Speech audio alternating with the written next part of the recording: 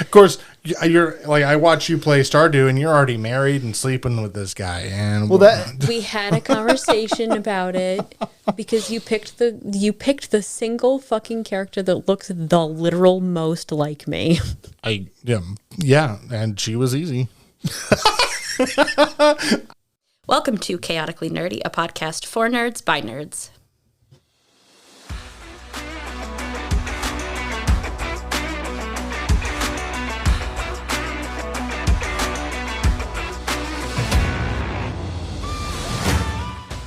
Chaotically Nerdy is a podcast made by adults for adults and children with bad parents, which is me. Adult language and situations may arise. Listener discretion is advised.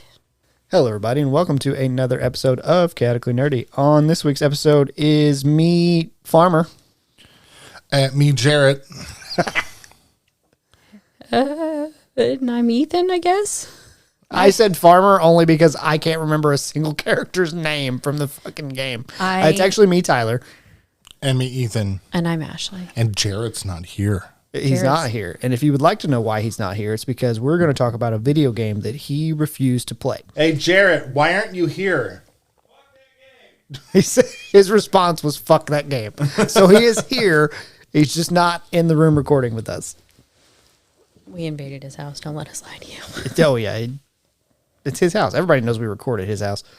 I was trying to look up people so I could get a name, but it doesn't fucking matter. I would take a shit in his bathroom because we broke in, but it would do more damage to me than I would to him. Yeah, I think you would fall through the floor. There's Ira and Thrak. There's Ira, Ebon, Elo, Mana, Vala, Aloe. Voda, Sarah, Frere, Garrick. Ron Dag. was my favorite. Ron was my favorite. I don't know if I met him. Listen, there's so many people in this. Ron was the painter's wife. He was the redhead fat guy that made alcohol. Yeah. That's why he's your favorite. Makes sense. So before we get carried away, I really liked Kroll. Talking about this, we should tell what game we're talking about. Ashley is the reason we even played this game. Yes. So take it away. So I, in the endeavor to find a game that my husband and I can play together, I prefer handheld consoles. He prefers PC consoles. So I play Switch primarily. He plays PC primarily.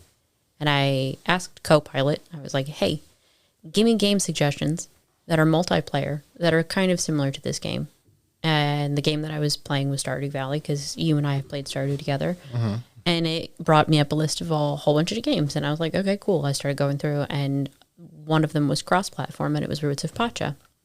So I started looking at it, and I was like, oh, this looks like a lot of fun. So I bought it for myself, and I started playing, and it is essentially Stardew Valley if you take it back to the Neolithic, back when we were still domesticating animals and domesticating crops, and that is the world that you are basically plopped into. It's multiplayer. You can cross-platform it from Switch to PC. That's, again, why we chose the game. I really liked it, though. I had a lot of fun with it. I've continued playing it even past the point of you and I playing, which you and I need to go back and play more. We do, yeah. But I really liked the game. I thought it was a lot of fun. It's a little bit different than Stardew, though. It has a lot of similarities, but also a lot of differences. Yeah. It basically, the basic play of the game is very much like Stardew. Yeah. You start out, you're a farmer, you got to grow. You have to clear out your plots. You have to put crops in the ground. You have to water your crops. You have to tend your crops for a couple days. You harvest your crops. It's really similar in that, but it's really different in that you get access to a whole bunch of different types of animals, and you can actually watch the animals evolve over time. I don't know how much you played of the game. Did not play enough to watch them evolve. That much I can tell you. Okay. You can essentially watch them turn from like wild ibex, like ibexes into sheep and goat. Oh, like you can watch them turn from bison into cattle, essentially. Gotcha. And you can actually see. I don't know if you paid attention when you went to go tame animals. So when you go to tame animals, you have this like song. It's a flute. It's a song flute, quick time game that you have to play in order to tame animals. But each animal has a different song to it and a different like pattern that it vibrates at, and you have to like perfect it. But I don't know if you've noticed on those little icons that come up on those QuickTime games, you can actually see the difference in their horns. This is the one that I noticed it on first, was the ibex. I had an ibex with straight horns, and then I had ibex with curly horns. Mm-hmm. And then as I kept breeding them, I think I was like 7 or 8 generations in, I started seeing more of a difference between the two of them, and like a difference between their coats, and one started giving milk and the other one started giving me fur. And I was like, oh, okay, cool. What's this? So there is a built-in like evolution mechanic. And if you look at like the menu itself, where you're looking at all of like the different animals that you can domesticate and like have, you can actually see there's a whole bunch of different slots for like a whole range of different animals that they all evolve into. It's actually really kind of neat. That's a really big difference between Stardew and Roots of Pacha that I really liked a lot. There's also a discovery sort of mechanic with new technologies, mm-hmm. where you have to go in and you, like, when you find certain things or you achieve certain things, you unlock the ability to work with one of the NPCs to basically research into new technologies like metalworking. Like you have to find. So one of the first research things that you can do is when you go out to the savannah, you can go up to one of the trap locations and you can look at it and you can search it, and it'll give you an idea that you then have to bring back to one of the villagers to help research. And she'll be like, oh, I can figure out some way that we can trap animals using I got that far of like, I think I made the trap, but I'm not 100% sure that I did. But there's better traps you can then figure out later by using the traps. And yeah, that's pretty nice. There's also foods and stuff to research into, and there's methods of cooking. And then you have to like have the idea, you have to discover the idea, and then you have to go in and have somebody research like different cooking utensils. Mm-hmm. So same thing with like tools and like gardening utensils and stuff like that. So there's a lot more involved in the actual, the player gets more involved in the actual crafting, like development of the world that you're playing in.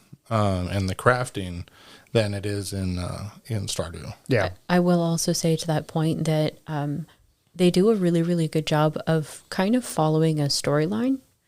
Like, sure, Stardew has its own storyline, I suppose, but like you have the ability to bounce around in Stardew's storyline. Yeah. Like if you do a certain thing differently, it will pop up at a different time for me versus you or Ethan. There's a lot of on how we play. There's a lot of time gating in Roots of Pacha that you don't find in Stardew. Correct. Or in other games like the Traveler's Rest, which is also very much like Stardew. Yeah. Which is more so like Stardew than this is. Correct. Yeah, because there's not as much involved with the same things I just talked about. So. Yeah. I'll be honest, picking this game up for the first time and playing it solo, it's daunting. It's a lot. It's so fucking much. Yeah. I picked it up and I played it for like 10, 15 hours, even before he picked it up. Sorry, that was the dog. Even like 10, 15 hours before he even picked up the game itself. And I remember I only got through like a third of what he and I got through in like 2 weeks worth of game time. In 2 weeks worth of game time in my own playthrough, because there was so much to do, and there wasn't enough energy. It works the same as Stardew Valley, where you've got that energy bar. There wasn't enough energy throughout the day for you to actually do fucking anything, and then by the time you were done, like day 3, you're like, oh, it's 9 o'clock in the morning and I have no energy left. What the fuck am I going to do? Yeah. Actually, from my point of view, I would never play this game solo just because there's just so much to do. But I don't like playing games solo to begin with. So yeah. So that's kind of why I stopped. And I've noticed I've done this with Stardew Valley too, because I got to where I have everything, not everything unlocked, but I have like all the islands unlocked, everything that I can go to. And now it's such a daunting task to try and fit everything in, try to harvest everything, try to go take care of the animals every day.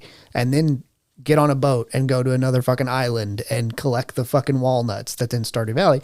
So now I've stopped doing it. With Roots of Pacha, I got to the same point where I was running out of energy at 9 o'clock in the morning. And I was like, well, fuck, I guess I'm going to bed. And that just wasn't fun for me to get up, water the crops, check and then them. immediately go to bed. Yeah, I mean, you can go gather, and there's other things you can do. You can eat food, but you have to find time to make the food, and you have to make like the alcohol and stuff like that helps you get through the day with energy. But the problem is you don't have much time. Yeah, and that it's a kind of back and forth that you have to fight with. Do you have the time to do the stuff, or do you have the energy? And then, which I mean, that's part of the game. Is I actually saw because I was looking up that like how to play it solo at one point, and someone was saying don't try to do everything if you're going to play it solo. Pick one thing or 2 or 3 things and do those, and don't do everything. It's like if you can't achieve, like taking care of the crops is such a dump of energy. Just go through and do fishing and hunting, and do meat, and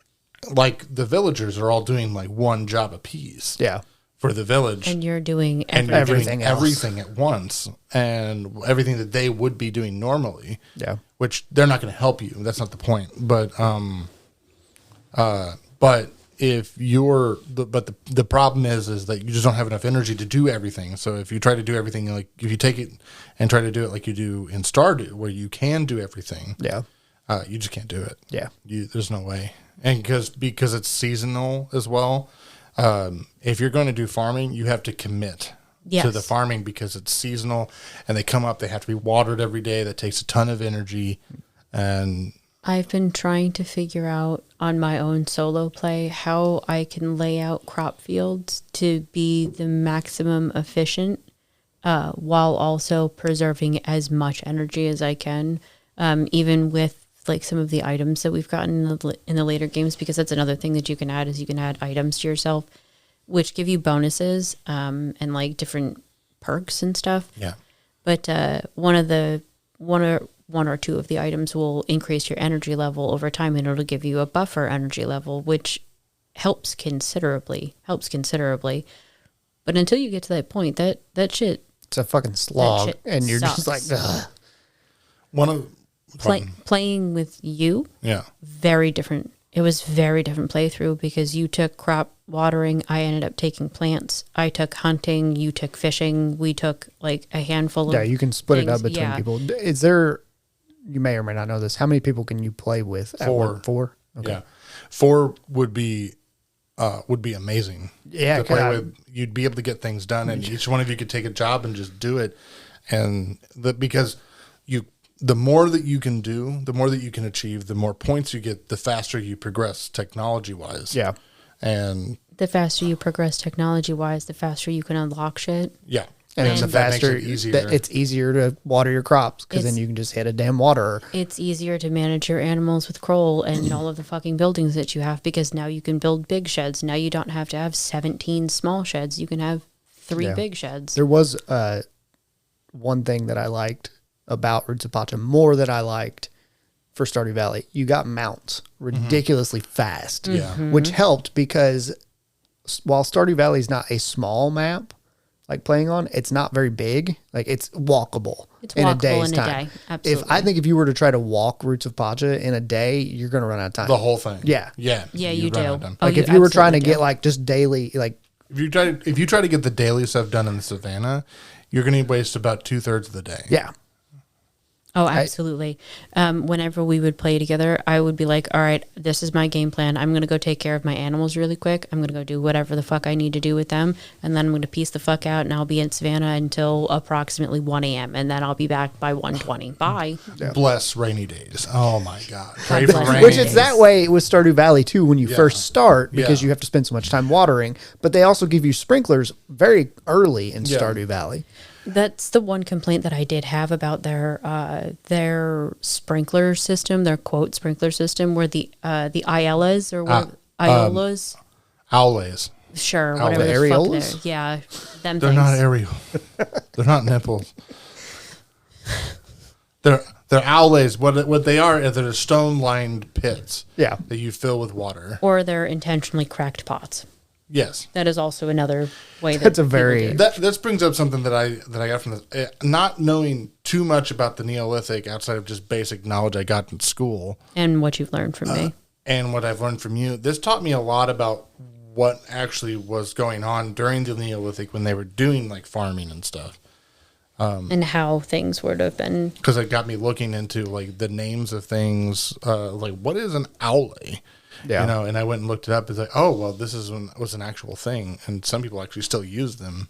So what they are is they're either pits or intentionally cracked pots that are placed into the ground and then filled with water. And what happens is they seep water out into the ground over time. And the plants that you are planting it near absorb that water and use it to, grow. But you have to fill it up. Number one, fuck filling them things up. Yeah. Fuck filling them things up. He would sometimes start the morning by going and grabbing all of the stuff off of like the sun dryer and the grills and whatnot. And he would start cooking real fucking quick. I would go to Savannah or I would go to like forest to do whatever the fuck I needed to get done. And by the time I came back, it was like 9-10 o'clock at night. And he'd be like, fuck, help me fill the fucking things. Help me fill the fucking things. We need to fill the fucking things. Yeah. It could get frantic sometimes. It gets frantic at times, which is, it actually lends to the experience of the game, honestly, because it makes it feel that much different than other games like it, like those other two, Stardew Valley and such. So it feels a little bit more different because it feels more urgent. Because you're trying to achieve these things. You only have so much time. You only have so much energy. And it's a lot more restrictive on that. Which, I mean, is kind of comparable to, I assume, how our Neolithic ancestors would have lived. You only got so much shit to do. You only got so much time during the day. You only got so much fucking energy. And you've only got so many eyes to watch your kids. Shit's going to happen. And you have to really plan how your crops are growing, too, because you can't just plant anything any time of the year. Yeah. You have select crops that you can grow. You can start growing in spring that'll grow into summer. Some of them will only grow in spring. Yeah. And if you plant it at the end of spring and then now we're in summer. Yeah, screw you. You fucked up. Yeah. And like some things will grow only in one season, but they take the whole season to grow. Yeah, so you have to make sure like you do pumpkins. it day one. Yeah. Like pumpkins. You have to start them day one because if you wait like 3 days, too bad. Yeah. Too bad. You won't get them. TFB. Which is nice. It adds a little bit of depth to it. But at the same time, it feels really like if you don't get it out in time or you forget or something like that, and then you remember like the day after. Yeah, and then you're just pissed because you're like, fuck. Well, now I'm not going to get that now. Yeah. Yeah. I feel like as I go on with the solo play, as I go on with my own campaign, I'm kind of interested to see because I saw the evolution of the animals. I wonder if there's an evolution of crops beyond what I've already seen. I know that they've gone from wild to just named at this point. I don't think they go beyond that. Oh. Yeah. So like the corn doesn't become like other specific corn. Type of corn. I don't think so. Not that I've seen, because to try and figure out the farming a little bit here and there, you have to look it up. Yeah. That thing. And I don't know. I don't think they've evolved beyond the domesticated version that you get after like a full season. But if you start over again with brand new seeds from the wild, you might domesticate them faster, but they're not. They're still wild. So you have to then start growing them anew. Yeah. So That makes sense. I think they'll domesticate after one harvest or something like that after you do the first one. That makes sense. But they take a while the first time around, and it actually shows like it actually has like a mechanic of like if you want oil, you have to work at it. Yeah. Like, if you want flour to make bread, it takes a lot. And You want to sun dry something, it's going to take pretty much all day. It could take up to 2 days, potentially. yeah. And it goes to show that also things grow in winter. Yeah. Some things do grow in winter. I mean, purposefully. I mean, that is one thing that Stardew has thankfully added is they've added those little tiny, the 3 little worm things that you can Yeah, like the dirt piles. Yeah. You know that there's those dancing like grass piles too, where you can get seeds. Yeah, they give you wild seeds. They give you like powder melon seeds in the winter, which is really nice. It's a nice mechanic that they added, but it's definitely nicer to have more than just one option. Yeah, I say the last time I played Stardew by myself, like there was no growing anything in winter. Correct. It was only what you could harvest from. Yeah, what and was now they'll give you powder forageable. melon seeds, and then you can get like mixed winter seeds that you can just plant. And The mixed winter seeds are just the same as like the mixed spring. yeah, it'll which grow. is It'll just grow any of the winter crops. Yep, like the snow yams, plum, and or plum is fall. It's the snow yams, the cranberries, and not cranberries. No, cranberries is winter, I think. Holly is, yeah. Cranberry may not be winter then. There were a couple There's things. a couple of them. There were a couple like resources in the game that I didn't find much use for that I found a bit confusing, but that you could collect a ton of, like mushrooms, that they didn't have a ton of uses for in the game itself. In Stardew? No, in Roots Pacha. I guess I don't remember seeing any, but that doesn't mean anything because I just may have overlooked it and sold it immediately because I did do that a lot. To be fair, the mushrooms also kind of do blend in with the forest pretty well. So if you're not really paying attention to everything on the map, you might just run by it and be like, oh, that's just part of the scenery. Plus, they don't grow every day. Yeah. So if I'm sure I picked them up, I just fucking threw them in the pot.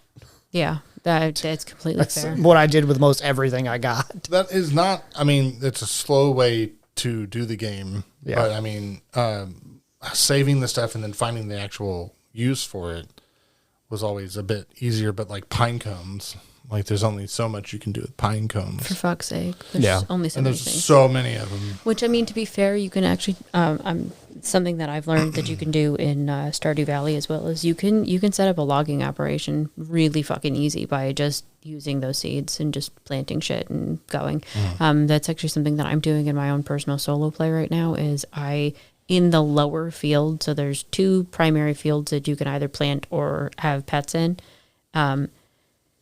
One field, the upper field, is kind of smaller, and the lower one is kind of L-shaped, like a backwards L.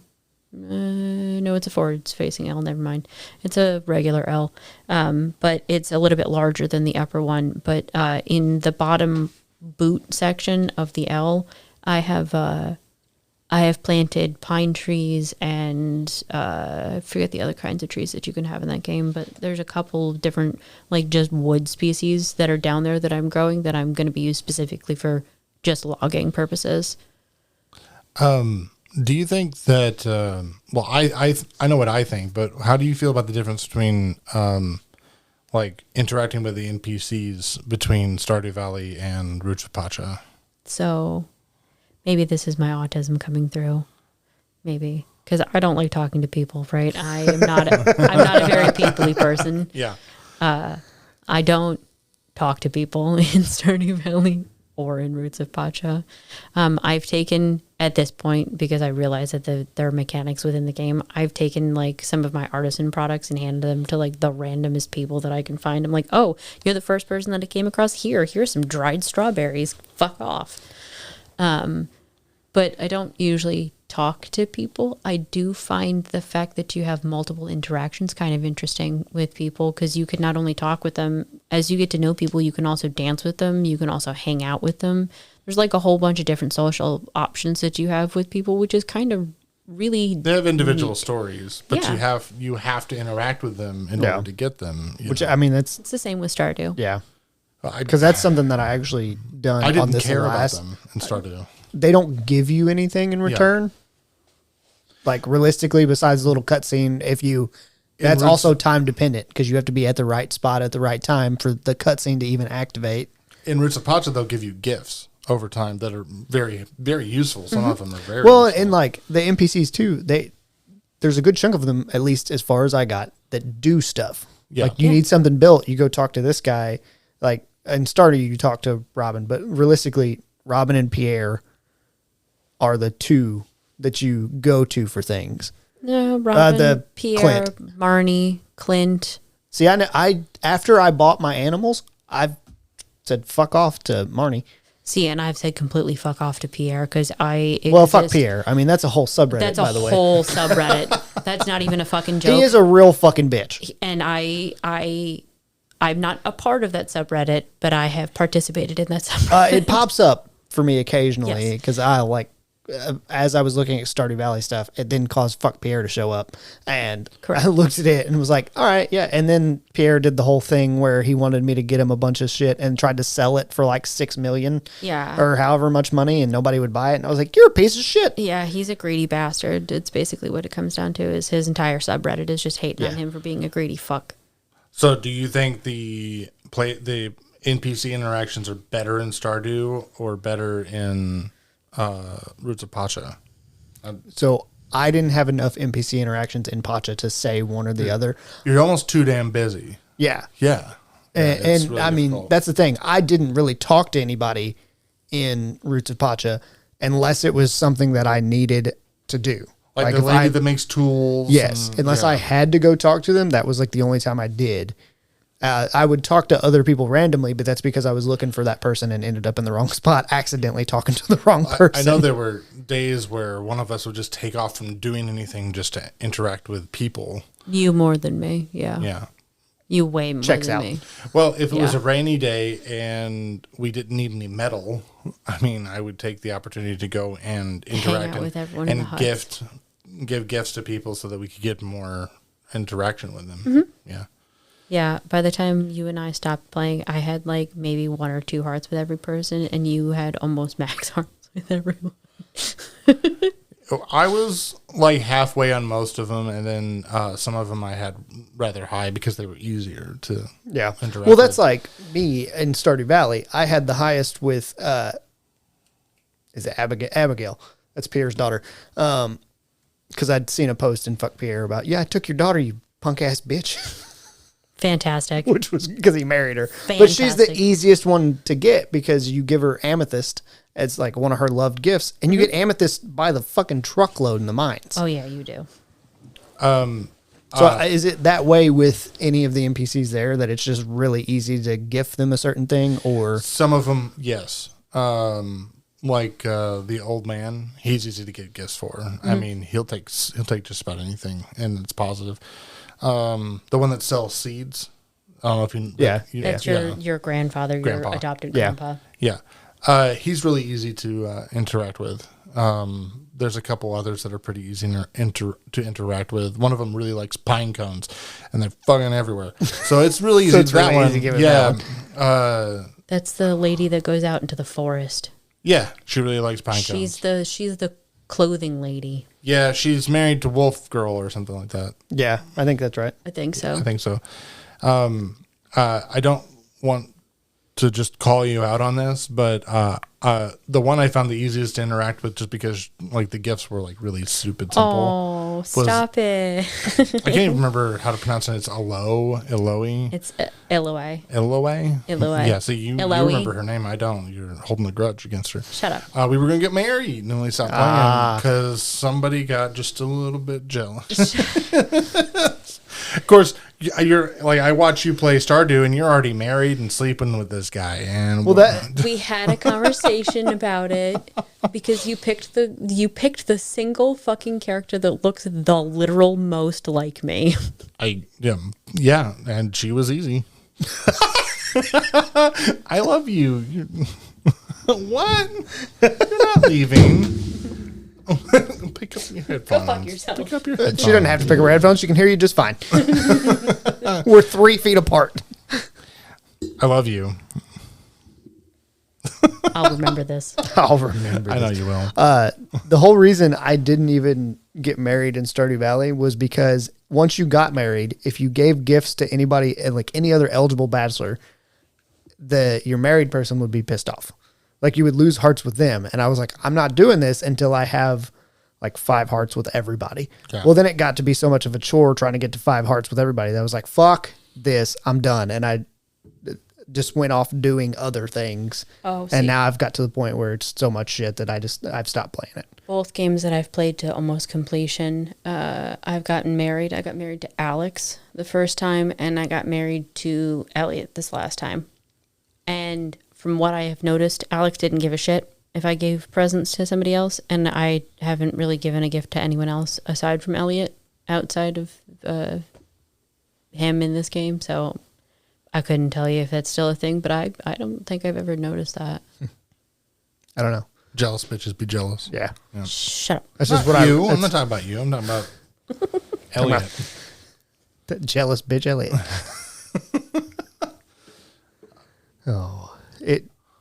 So since we seem like we're at a lull for ideas to talk about, to a degree, not saying we are, you actually typed up a script before, and I can read off some of the points. Is this the type of game you would pick up willingly? For you two, I know that it is, just because obviously you did. For me, it's if I seen it on the Steam store, I would probably look at it and be like, that looks like it might be fun, and then I would probably ignore it, like just realistically. The farming sims I don't always get into. And then did you find it hard to play solo? We kind of already talked about that. It's fucking hard to play solo. It's really fucking hard to play solo. If you have a group of like 2, 3, 4 players that want to play this game, I absolutely encourage you to play this game. And again, it's cross-platform. You can play Switch to computer. Even just 2 made it light years easier. Way easier. Yeah, because I remember you were struggling hard trying to play it solo. Mm-hmm. And then the next one is approximately how many hours have you played to this point? I just looked it up. I only have 5 hours, so I didn't even play that long. I don't know how. We played for like 2 or 3 weekends, 4 weekends straight. It was about a month. And we played some during the week as well. We would play on average during the week like 3 or 4 hours. And then on the weekend it was like 8 to 10. So 60 hours, 70 hours, something like that. I would say I'm probably around 40 or 50. I don't know. But you're probably up around 100, 120. I would have estimated lower than that. I would have estimated like 70, 80 for me. Maybe. I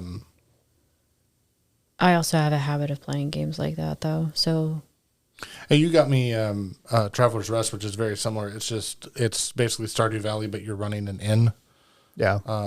And it functions a little bit differently, but it's not crazy different. No, fairly it's not. similar. Yeah, you. I would suggest it for solo. It's really nice for solo because you can hire workers to help you. That's actually something that I would really like in Roots of Pacha. Yeah. Personally, is any farm sim, like hire a worker, you have to pay them so much, which then makes you have to have the money to do it. Well, it's which I don't know if that's how Traveler's Rest is. Traveler's Rest is the difference with the workers is that you can only hire them to work in the inn, but I mean you also have to do farming and production and making your own tools and stuff like that. So, but you can hire like a bouncer, which keeps people calm in your bar. You can hire a hostess that help, like, because it's an inn, so people also stay there. Yeah. So once you get the ability to have rooms and stuff, you can hire a hostess that then handles the rooms and cleans them up and stuff. You can hire waitresses, which will clean up and in the bar and then serve drinks and food. And you can hire a bartender, which will pull drinks and move food where it needs to go. Yeah. So the inn itself will take care of itself outside of stock. And you have to stock it, the stocking, which is fine because now once you get to the point that you have the people there handling stuff, you can actually just go around and do what you need to do to keep it stocked. Yeah. Instead, so then it turns into way more like Stardew Valley with an inn that's running. Yeah. And that's really where you're dumping your stuff instead of dumping into stuff to go off to sell. Yeah. You're dumping it in to be used. Used and sold to customers and stuff. So that's cool. So next one was, what zone is your favorite and why? So I've got a list of the zones if we need them. You guys may not need them. Well, there's forest, savanna, and beach. And the jungle. Yeah, there's the land, the forest, the jungle, the savanna, and the beach. Apparently, I guess they're adding more at some point because there's like a turtle islands, there's a tundra region, and volcano caves and desert, which are all like unofficial names. Ooh. Yeah. So I guess there's plans for more. The tundra apparently is going to have polar bears and moose. Fuck yeah. Allegedly. but the other ones don't have anything attached to it. It all says unknown for those. Besides Turtle Islands, it says turtles and glyptodons. Nice. So I'll roll. We can talk about which one was our favorite. Ethan, you're first. I think I found Roots of Pacha to be more. What do you call it? And it was more like grabbing my attention. It was keeping me playing because there was urgency to it. I feel like I personally like that better. Yeah.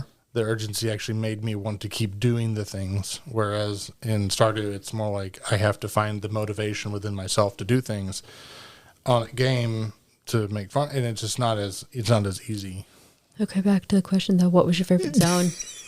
I think he thought that we were going to rate the game. Yes. Oh, What's your favorite zone? Yeah, I was rolling just so we could have a choice of who's going to talk first. Goober.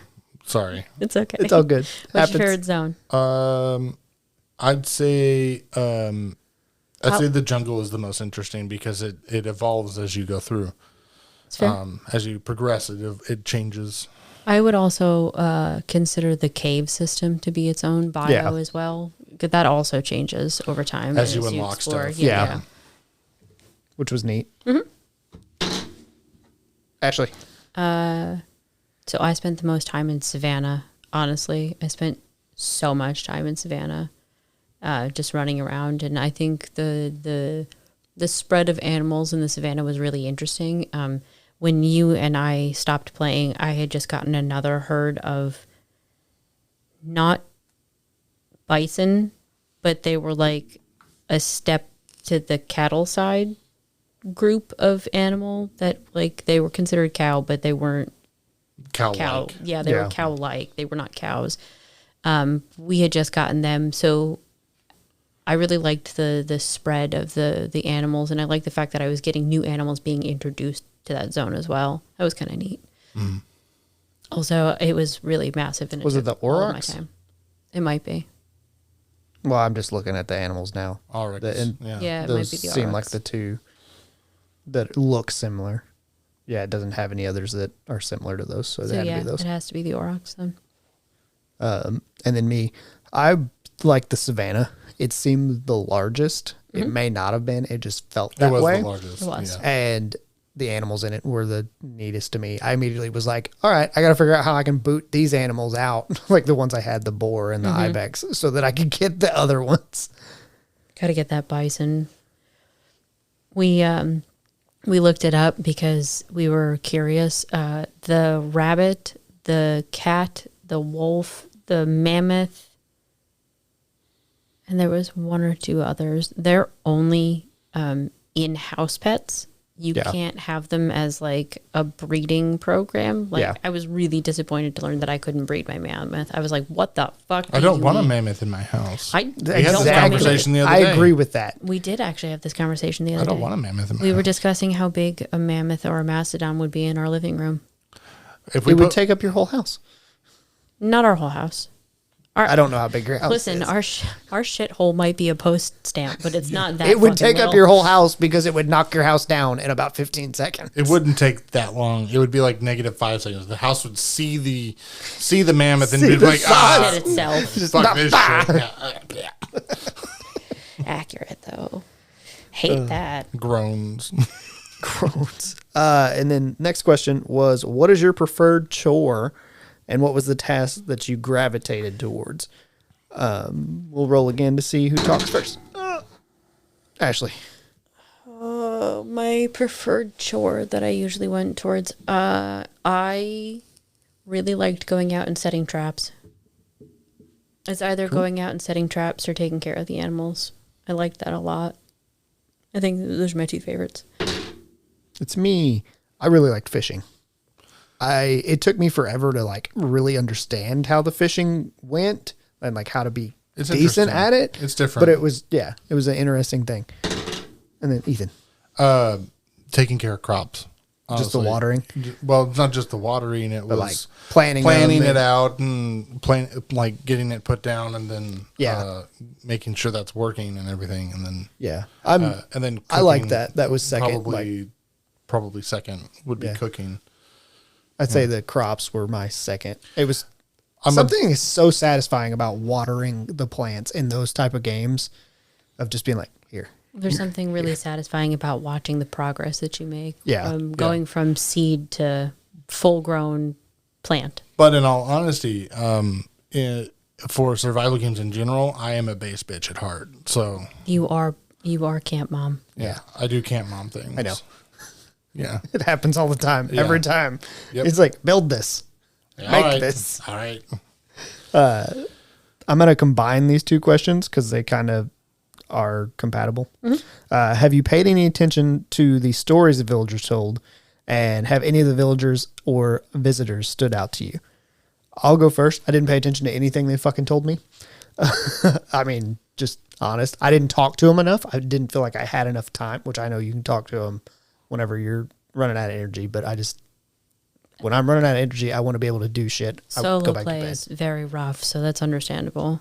And then the villagers or visitors, none of them really. The only thing that stood out to me was whenever I can't remember what they're called, but The other tribes. the bad tribe The showed up, and Morgrani. everybody was like, "Oh fuck!" The Fire Nation. Yeah. Yeah. The Morgrani. That's it. Gotcha. I would say that the old lady, grandma, telling the stories they were told in a visual format too, not just in text. Yeah. And they were in like a Neolithic painting style. Yeah. That was really cool. I thought that was really neat. That was very, it is a good way to express the story of the world, and not that it's doing it all the time. It only does it during the like holiday, like celebration events. Bigger moments. I was actually just going to bring that up. I thought that the cave ceremony where you had to go in and do cave painting was really fucking neat. Yes, go ahead. What did you write? I don't remember what I wrote, but I remember drawing a penis. You wrote E I pluribus assumed. anus. E pluribus anus, yes. Yep, I have a picture on my phone, and it made it to the Roots of Pacha subreddit that you drew E pluribus anus. Solid. Yep. Out of one anus. Or all in one anus. I hate it. Thanks. The next question is, what is your least favorite part of the game?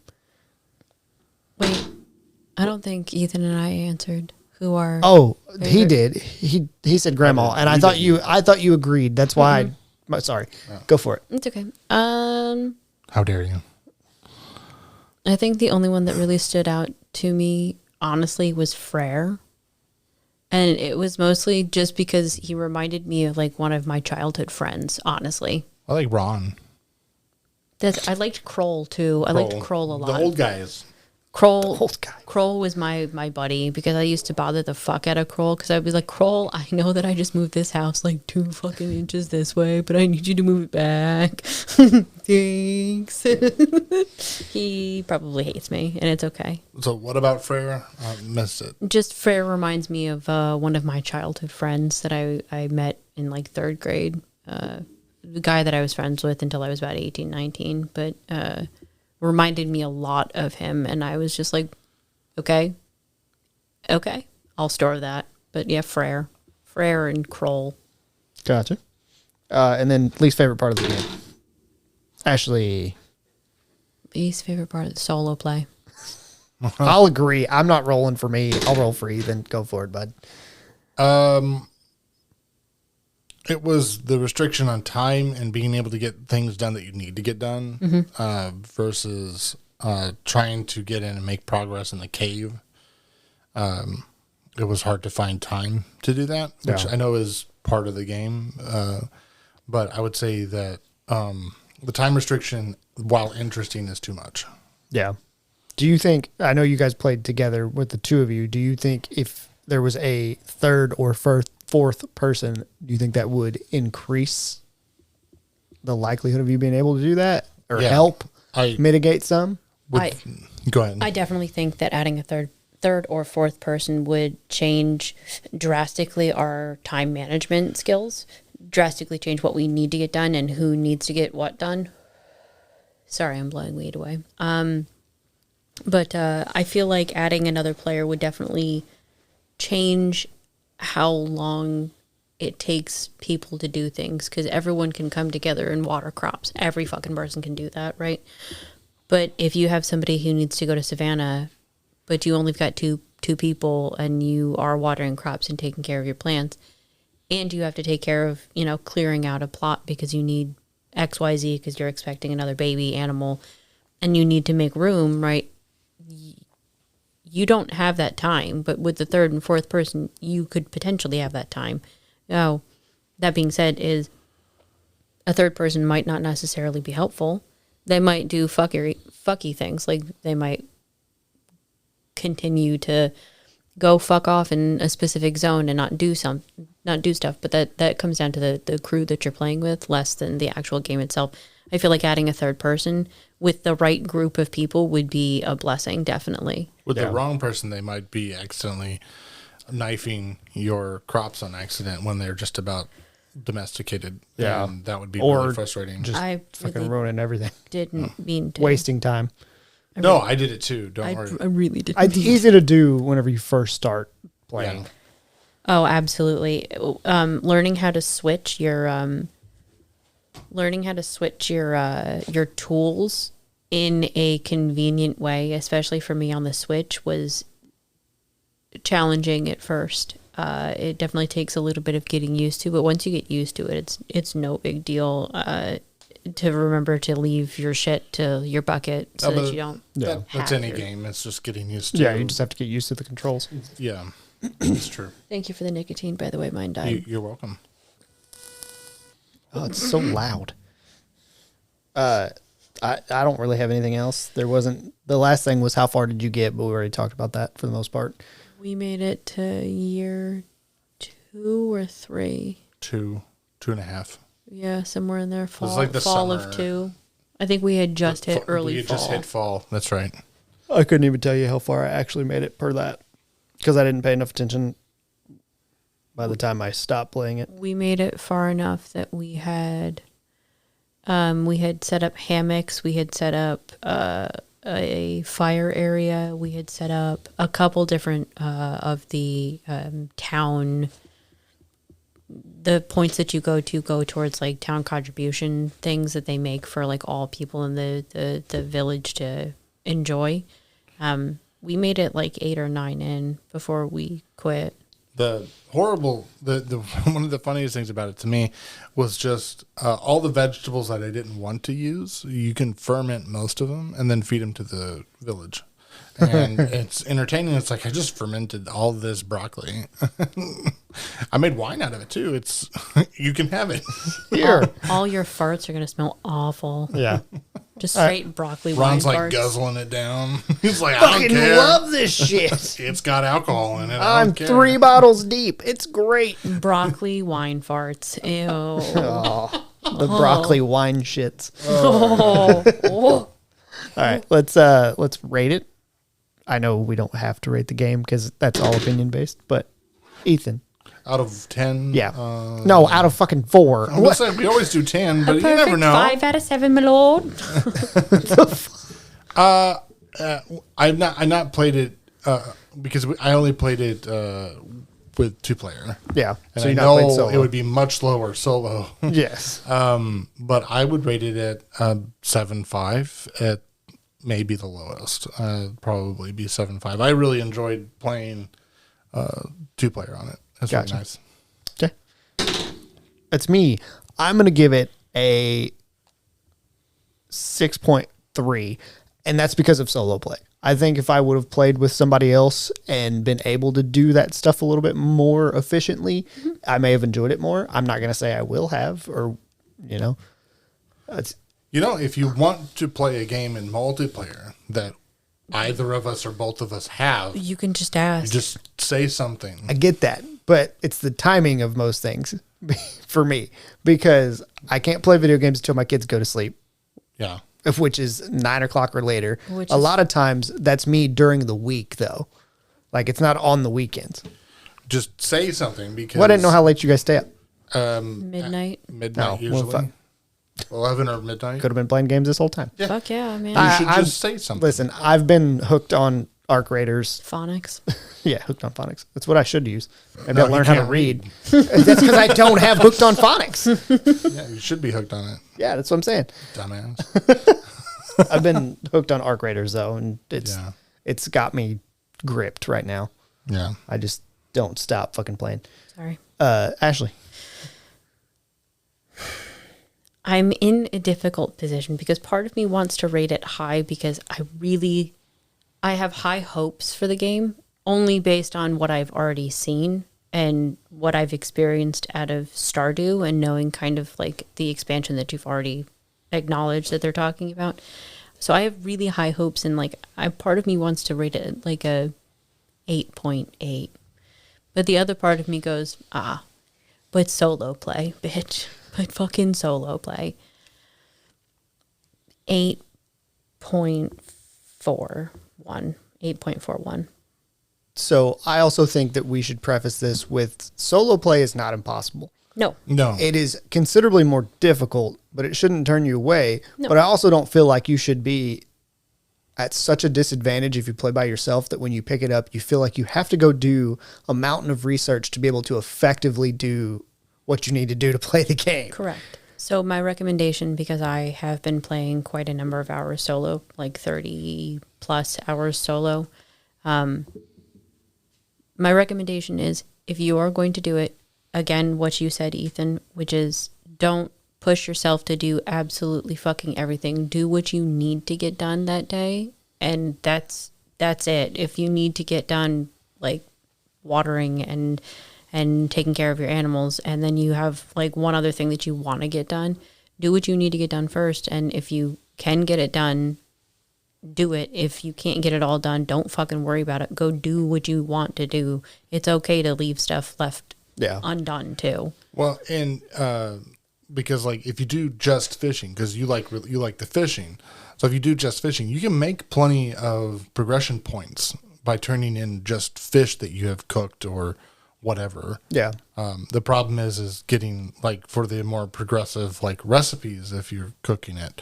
then it's going to be difficult to get really high. I've noticed that the alcohol and the fermented stuff just gives a crap ton of points. Contribution points. So that's probably what I would end up doing is just farming to make fermented things. Yeah. And cheeses and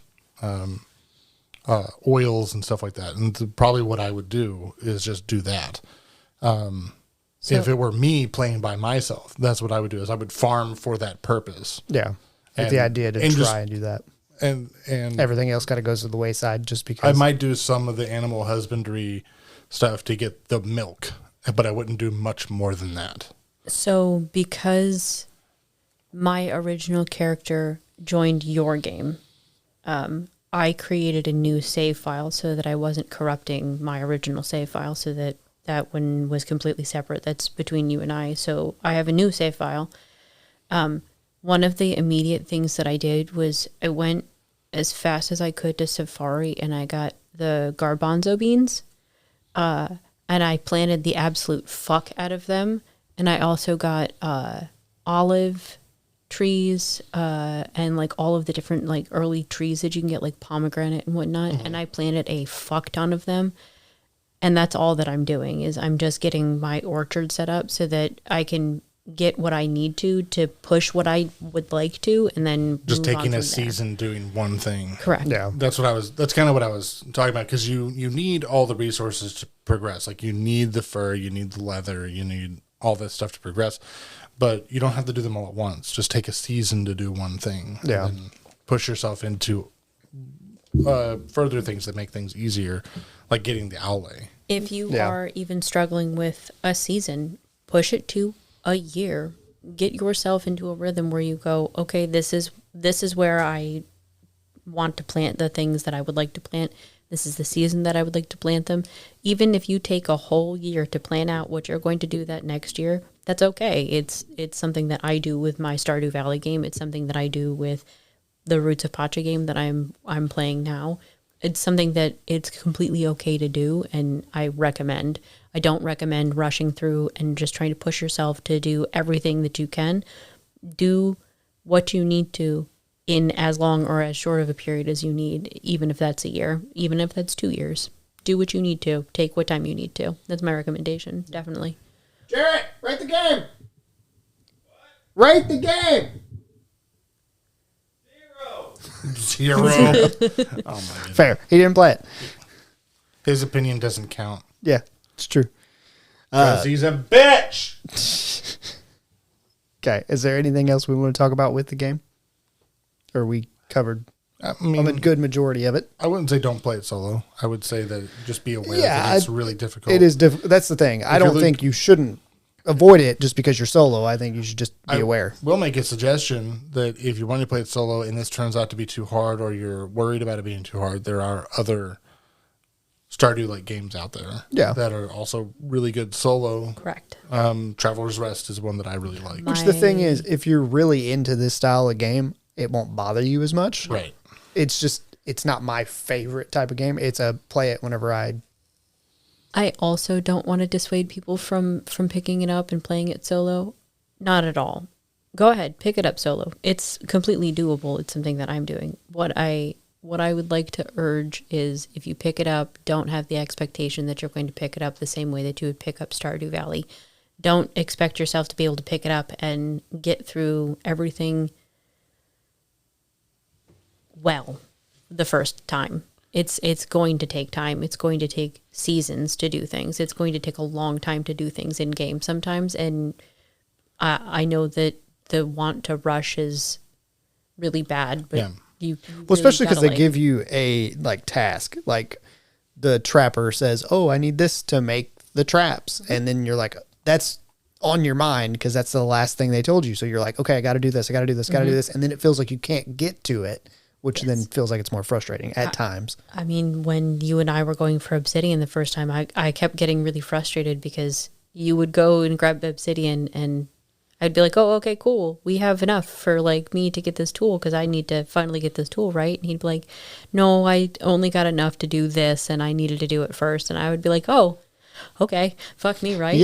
Fuck me, right? And I'm just going to go fuck off over here. Guess I'll go. That is a problem playing with other people, though, is the metal resources per day are limited. Yes. Yeah. So there's only so much you can do. So you probably need, if you are going to play with somebody else, you probably need to.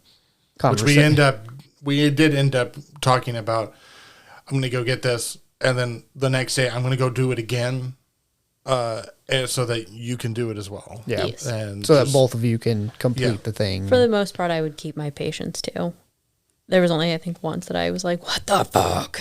I was like, I needed that 40. What the fuck? Was it fur?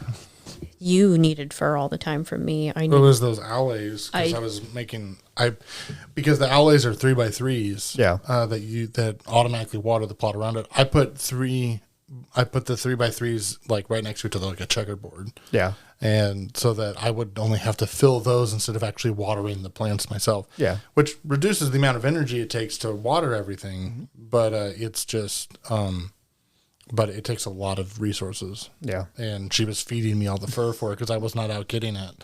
So he would be like, hey, are any of your bison fuzzy? And I'd be like, no. I literally just shaved them fucking 2 days ago. It's going to take another 4 days. 4. Count them. 4 for me to get you all this fur. All right, I'm going to bed. Fuck it. Yeah. It's a really good game. I think it's a really well done game. Yes. That just kind of flew under the radar. I didn't have any glitches or issues. Nope. No, while playing it. So I mean, it's well optimized. I think the only time that we really easy to run too. Yes. I think the only time that we had connection issues was the first or second time that we went to play it, and it was just our codes wouldn't work. So I exited out of the game and re-pulled it back up, and it was fucking fine from there on out. I think that was the only issue that we had. Well, I was chewing on the internet cable, so it's fine. How dare you? Okay, I think we've babbled about the game long enough. If you want to see more from us or anything like that, use the link in the description. You can go to the Discord. You can go to our Patreon where we have extra behind-the-scenes content. And there's also YouTube's where we occasionally play video games. This was one that we planned on playing. We may still. It's up to you guys. I hope. If you want to. And post them there occasionally. We could play together. Yeah. Yeah. Maybe we can three-way. What we can do is I can. That's not the thing that I want to say. Nope. Nope. I knew. No thanks. I'm okay.